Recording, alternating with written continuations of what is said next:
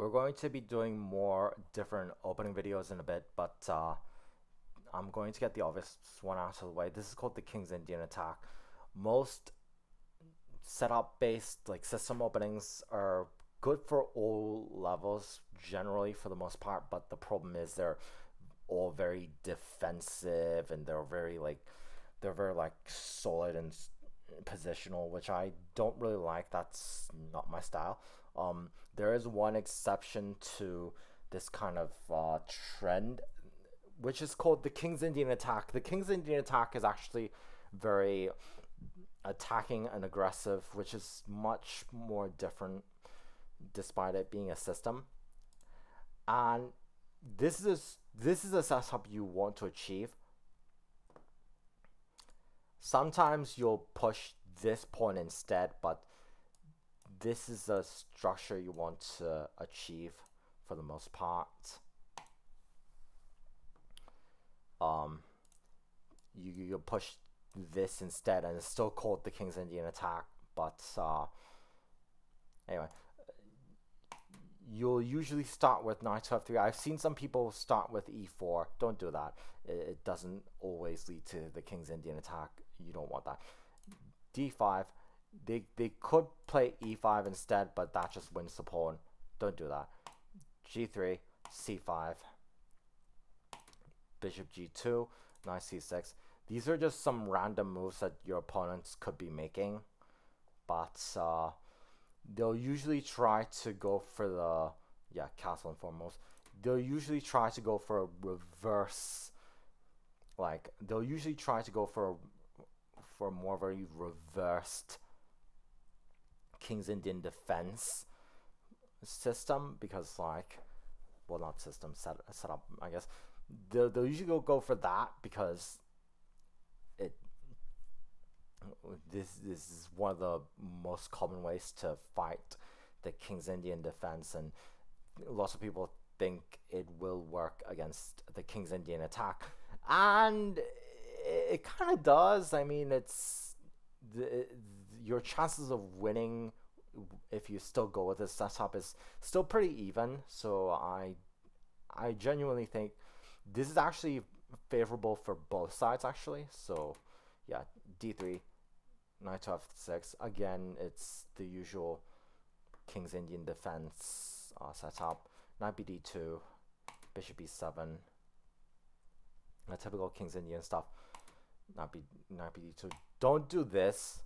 I know this is like the usual King's Indian defense setup or whatever, but don't do this. Don't do this. This straight up loses a pawn.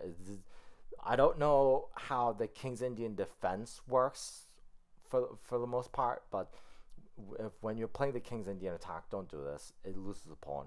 It loses the pawn outright. He's gonna take. He's gonna take. Oh, you're gonna take. Oh, there goes your queen. Yeah. No, don't. I do get that this is the main line in the King's Indian defense, but in the King's Indian Attack, yeah, this doesn't work. So yeah, don't do that.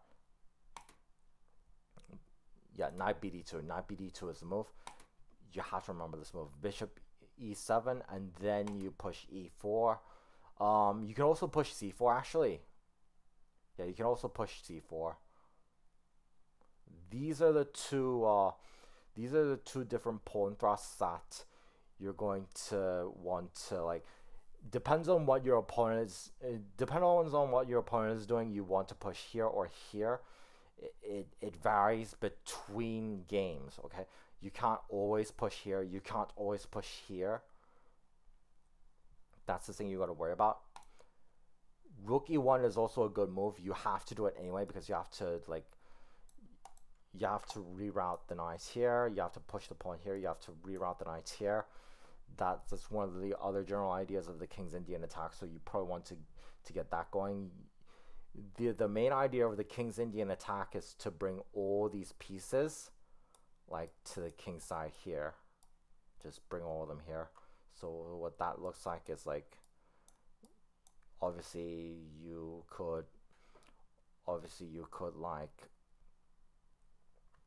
push here, get the queen here, you trade this pawn, you trade this pawn, and then you trade this pawn, and then you take back, and then you trade the knights, and then you can start pushing the bishop here, and then that will allow you to move the rook here.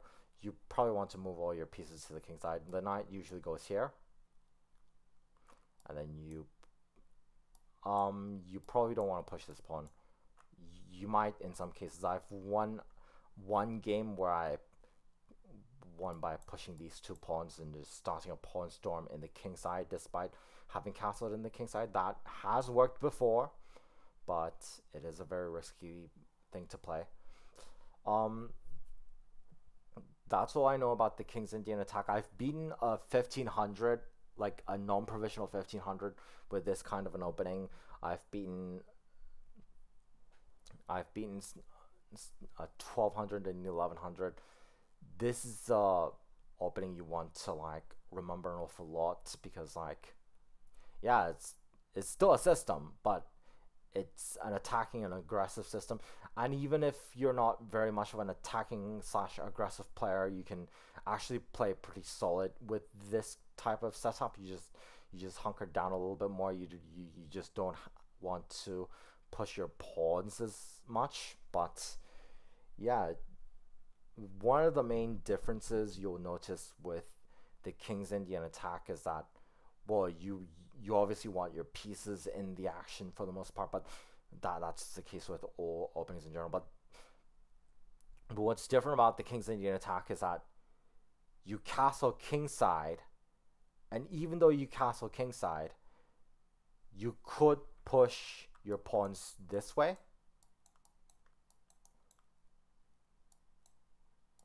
or you could push your pawns through here. Like, it doesn't necessarily matter where you start your pawn storm, because you castle in 4 moves. You automatically castle kingside, so it doesn't really matter where you push your pawns, because the pieces are still enough to protect you. Like, you're going, at this point, you're going to have to start rerouting your king to the center of the board anyway. So yeah, that's everything I know about this opening, and I'll come back later with a more I'll come back with different opening videos in the near future. Yeah, thank you.